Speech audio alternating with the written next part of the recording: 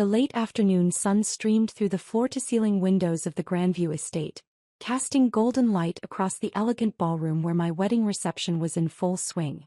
Crystal chandeliers reflected off polished marble floors as 200 guests danced, laughed, and celebrated what should have been the happiest day of my life. I stood at the edge of the dance floor in my $3,000 wedding dress, though my family believed it was a $200 knockoff from a discount bridal shop, watching my new husband Michael spin my flower girl niece around to the music. Everything was perfect. The 5-course dinner prepared by award-winning chefs, the premium open bar, the live jazz band, the stunning floral arrangements that probably cost more than most people's cars. But perfection came with a price that apparently no one in my family believed I could afford. "I still can't believe she managed to book this place," my mother whispered loudly to my Aunt Carol, not bothering to check if I was within earshot. "The Grandview estate costs $50,000 just for the venue rental, not counting food, drinks, flowers, or entertainment." Aunt Carol glanced around the opulent ballroom with obvious appreciation. "It must be Michael's family paying for all this. Thank God that girl finally found someone with money." I pretended to be fascinated by my bouquet as I listened to them dissect my financial situation for the entertainment of our relatives. "Poor thing has been struggling for years with that little photography business," Mom continued, "taking pictures of babies and high school seniors for $200 a session. I keep telling her to get a real job, but she insists on pursuing this artistic dream." My cousin Janet joined the conversation, wine glass in hand. "Well, at least she found a husband who can support her properly. Michael's construction company must be doing well if they can afford a wedding like this." I felt my cheeks burn with embarrassment and frustration. Here I was on my wedding day, listening to my own family speculate about my finances and dismiss my career as if I weren't standing right there. The truth was, Michael and I had split the wedding costs evenly, despite my offering to pay for the entire event. He'd insisted on contributing equally because he said it was important to him to feel like a partner rather than someone being supported by his wife's money. It was one of the many reasons I loved him. He saw me as an equal, not a charity case. "I just hope she's not going into debt for this," Mom said with a sigh. "You know how young people are these days. No sense of financial responsibility." That comment stung particularly deeply since I'd been financially supporting my parents for the last 3 years without them knowing it.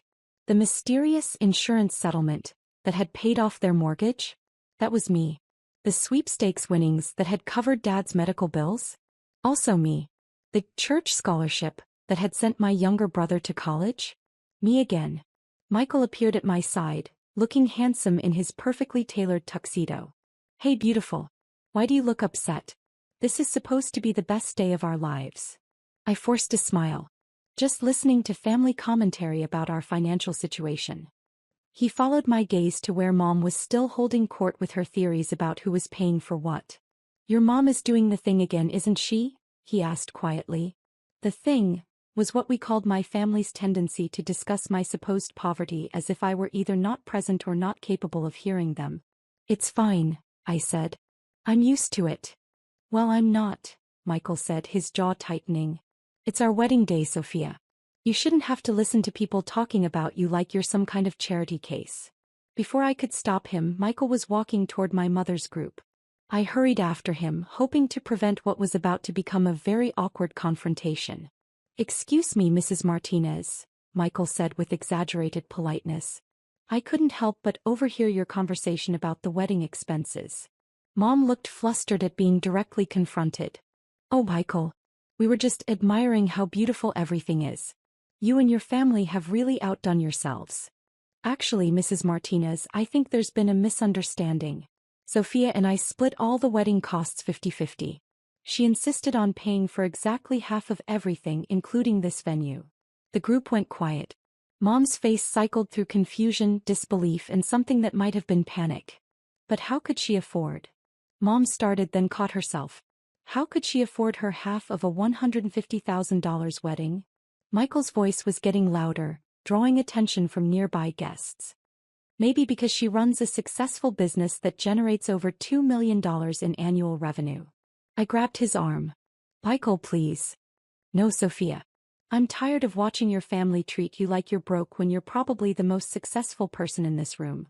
Aunt Carol's wine glass nearly slipped from her hand. $2 million? That's when I saw Richard Grandview approaching our group with a warm smile. Richard was the owner of Grandview Hospitality Group, which operated luxury venues across the region. He was a distinguished man in his 60s who treated his properties like works of art and his clients like royalty. "Miss Taylor," he called out, using my maiden name as he'd known me professionally for several years. "I hope you're enjoying your special day." I smiled at him, grateful for the interruption. "Richard, everything has been absolutely perfect. Thank you so much for making this day magical." "It's my pleasure. And I wanted to personally thank you again for the acquisition. Having Taylor Creative Holdings purchase our entire chain has been the best thing that could have happened to our company." The words hung in the air like a bomb that had just been dropped in the middle of our family gathering. Mom's face went completely white. "Acquisition?" Richard beamed with pride. "Oh yes. Miss Taylor's company acquired Grandview Hospitality Group 6 months ago. We now have the capital to expand to 12 new locations across the state. It's the most exciting development in our company's history." He turned to me with obvious admiration. "Your vision for combining luxury events with cutting-edge digital marketing has already increased our bookings by 300%. The photography and videography packages you've integrated are revolutionary." My cousin Janet made a sound like she was choking on her wine. "Photography packages?" Mom whispered. "Oh, you must be so proud of your daughter," Richard continued, oblivious to the family drama he'd just ignited. "Taylor Creative Holdings isn't just about photography anymore. The event planning division, the luxury venue chain, the digital marketing agency, she's built quite an empire." He gestured around the ballroom. "And having her wedding at her own venue was such a lovely touch. Though I suppose technically it's free when you own the place." Richard laughed at his own joke while my family stared at me in stunned silence. "Empire?" Aunt Carol repeated weakly. "Absolutely. 15 venues across 3 states. A team of 200 photographers and event coordinators, partnerships with luxury hotels and resorts. Forbes called her one of the most innovative entrepreneurs in the wedding industry." Michael was trying not to smile as he watched my family process this information. "I should let you get back to celebrating," Richard said. "But Miss Taylor, the board meeting is scheduled for next Thursday to discuss the Las Vegas expansion. We're all very excited about the opportunities there." "Thank you, Richard. I'll see you Thursday." After he walked away, the silence that followed was deafening. 5 family members stood in a circle, staring at me like I'd just revealed I was an alien from another planet. Mom was the first to speak, her voice barely above a whisper. "Sophia, you own this place?" I nodded. "Among others. Grandview was actually my first major acquisition. I've been expanding the business model to other markets." "But you said you take pictures of babies," Janet said weakly. "I do. That's how I started, doing portrait sessions and wedding photography. But I also noticed that most venues had terrible marketing, outdated websites, and no social media presence. So I started offering those services too." I looked around at my family's shocked faces. Then I realized I could offer complete packages: venue, photography, planning, catering, entertainment. Instead of just taking pictures at weddings, I could create entire wedding experiences. Michael stepped closer to me, his hand finding mine. "When venues started struggling during the pandemic, I had the capital to acquire them at reasonable prices. Now we offer luxury wedding and event services from initial planning through final photography delivery." "How many venues?" Mom asked, her voice hollow. 15 currently. We're opening 3 more next year, plus we're launching a destination wedding division in partnership with resorts in Hawaii and the Caribbean." Aunt Carol sat down heavily in the nearest chair. "You own 15 wedding venues?" 15 luxury event venues. We host weddings, corporate events, galas, and private parties. Last year we coordinated over 2,000 events. The number seemed to hit them like a physical blow. "Sophia," Mom said slowly, "if you have all this money, all this success, why do you live in that little apartment? Why do you drive that old Honda? Why do you dress like—" She gestured at my general appearance, then seemed to realize she was critiquing my fashion choices at my own wedding. "I live modestly because I prefer to reinvest profits back into the business rather than spend money on things that don't matter to me," I explained. "The apartment is convenient and comfortable. The car is reliable and efficient. I save my money for experiences and investments, not status symbols. Michael squeezed my hand. She could afford any car she wants. She chooses to drive the Honda because it's practical and environmentally friendly. But why didn't you tell us? Mom asked, tears starting to form in her eyes. Why let us think you were struggling? This was the question I'd been dreading. Because every time I tried to talk about expanding my business, you told me to be realistic and get a steady job with benefits. When I mentioned buying equipment or hiring employees, you said I was being irresponsible with money I didn't have. I took a deep breath. When I tried to explain my business plan for acquiring venues, you said I was living in a fantasy world. So I stopped trying to share my successes with the family. But we thought you needed help, Mom protested. We've been worried about you for years. I know. And I appreciate that you care. But your worry was based on assumptions, not facts. You assumed I was failing because my business model didn't look like traditional employment. A server appeared with a tray of champagne and I gratefully accepted a glass. The conversation was emotionally draining, even though it was long overdue.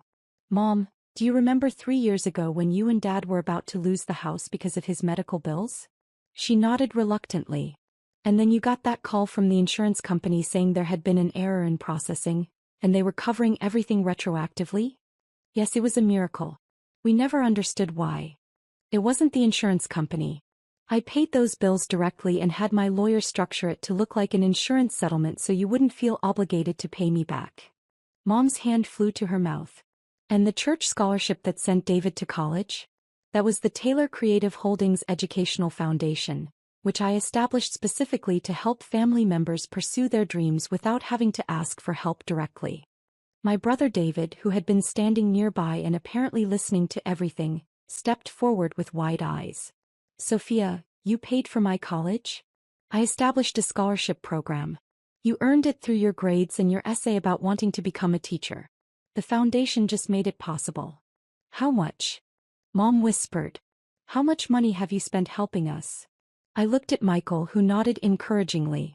Including the mortgage payoff, medical bills, college tuition and various other assistance over the years? Approximately $400,000. The number hit the group like a physical blow. Several people had to sit down. But you never said anything, David said, his voice shaking. You let us think it was scholarships and insurance settlements and lucky breaks. Because I wanted you to feel proud of your accomplishments, not indebted to me. You earned that college degree, David. The scholarship just removed financial barriers. I turned to Mom.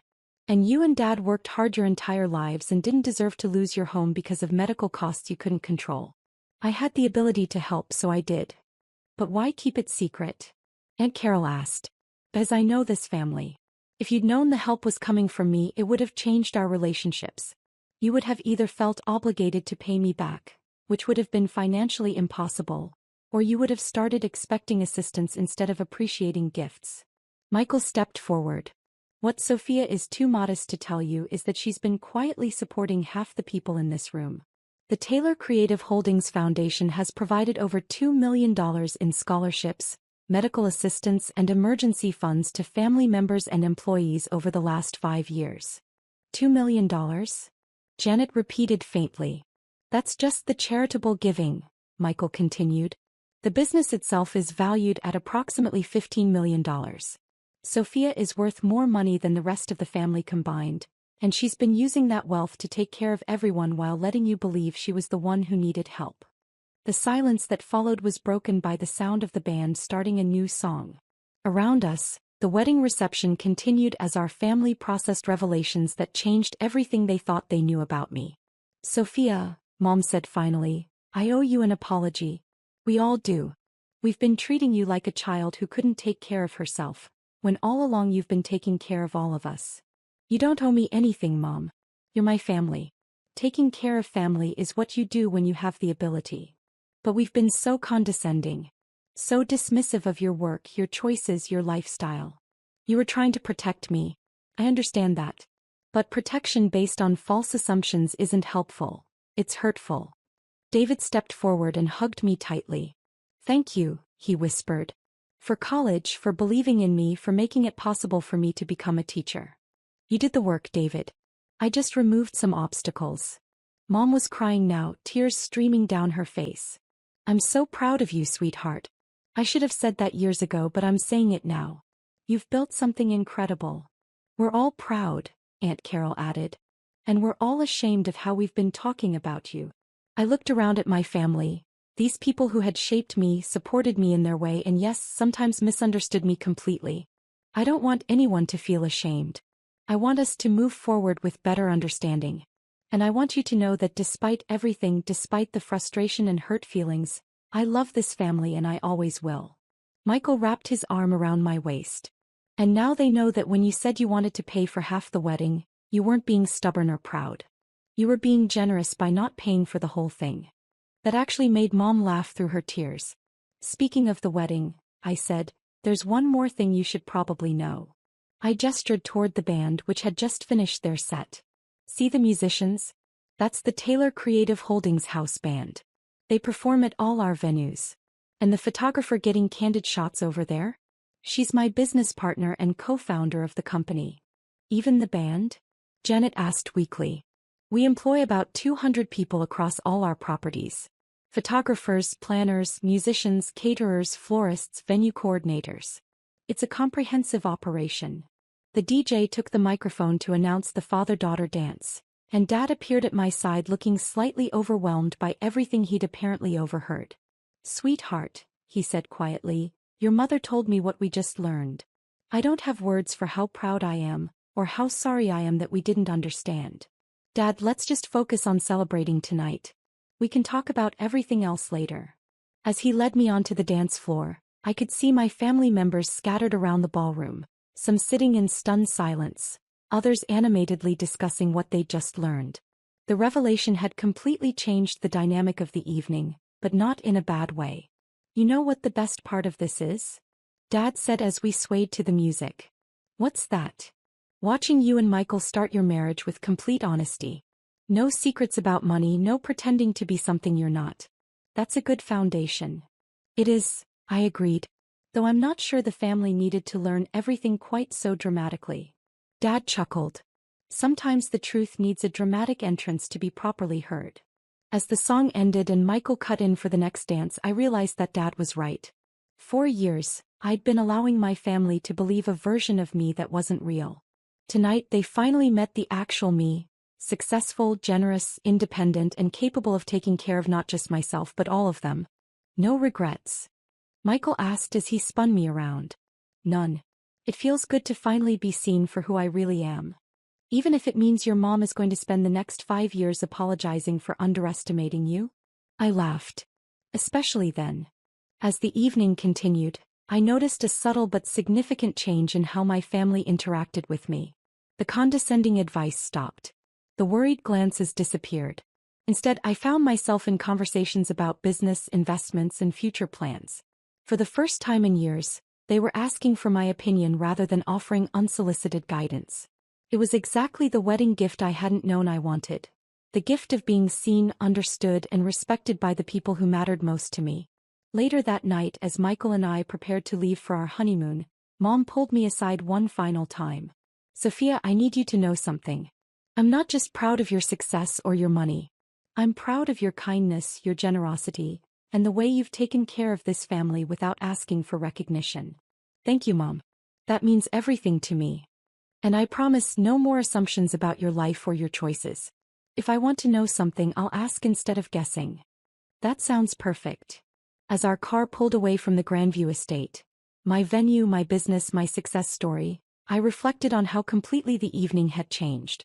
Not just because my family finally understood my financial situation, but because we'd established a new foundation for our relationships based on truth rather than assumptions.